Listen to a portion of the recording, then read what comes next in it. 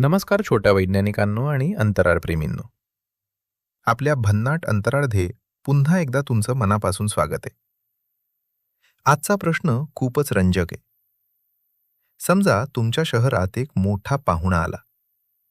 सगळेजण त्याला पाहायला धावले, फोटो काढले, त्याची चर्चा केली. पण काही दिवसांनी तो पाहुणा निघून गेला. मग काय होतं? अगदी असंच काहीसं धूमकेतूंसोबतही होतं.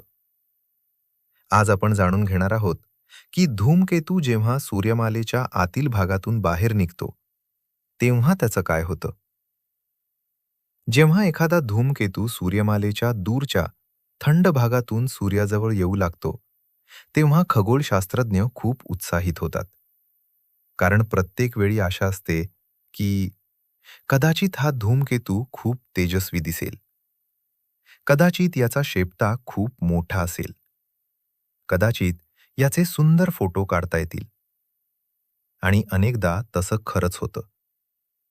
धूमकेतू मुख्यतः बर्फ, धूळ आणि खडकांनी बनलेला असतो.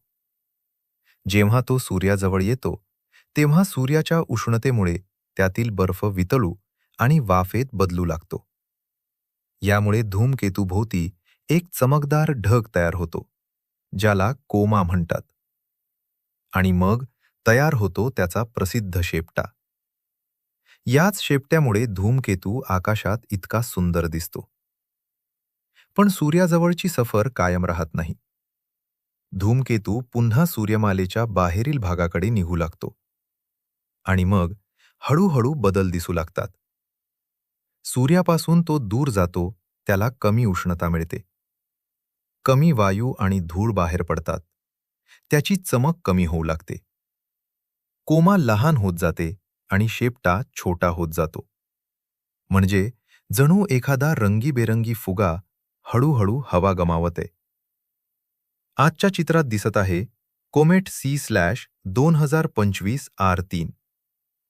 हे चित्र चिली देशातील सेर्रो पारानाल जवळून अनेक रात्री निरीक्षण करून तयार करण्यात आले आहे. आता तुमच्यासाठी एक मिशन. चित्राच्या खालच्या भागाकडून वरच्या भागाकडे नीट पहा. तुमच्या लक्षात येतंय का? जर तुम्ही म्हणालात की अरे, शेपटा लहान होत चाललाय, तर अभिनंदन. तुमची निरीक्षण शक्ती खरंच वैज्ञानिकांसारखी आहे.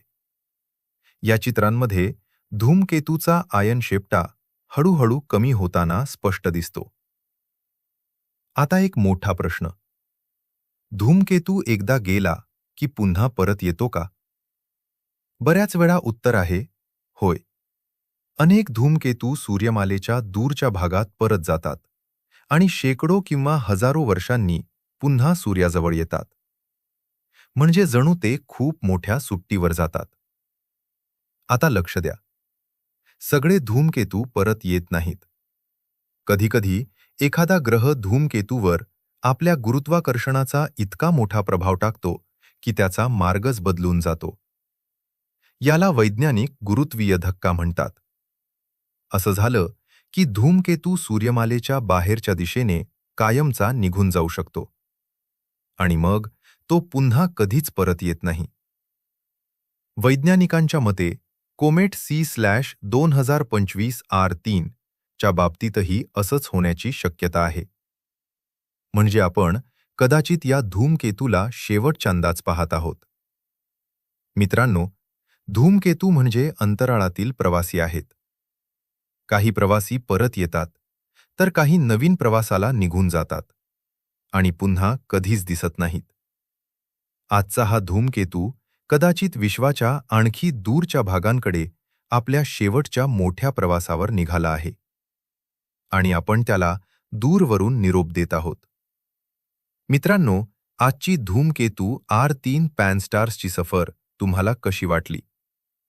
जर तुम्ही आज काही नवीन शिकलात तर व्हिडिओला लाईक करा, शेअर करा आणि अशाच रोमांचक अंतराळ सफरींसाठी आपल्या चॅनेलला सबस्क्राईब करायला विसरू नका.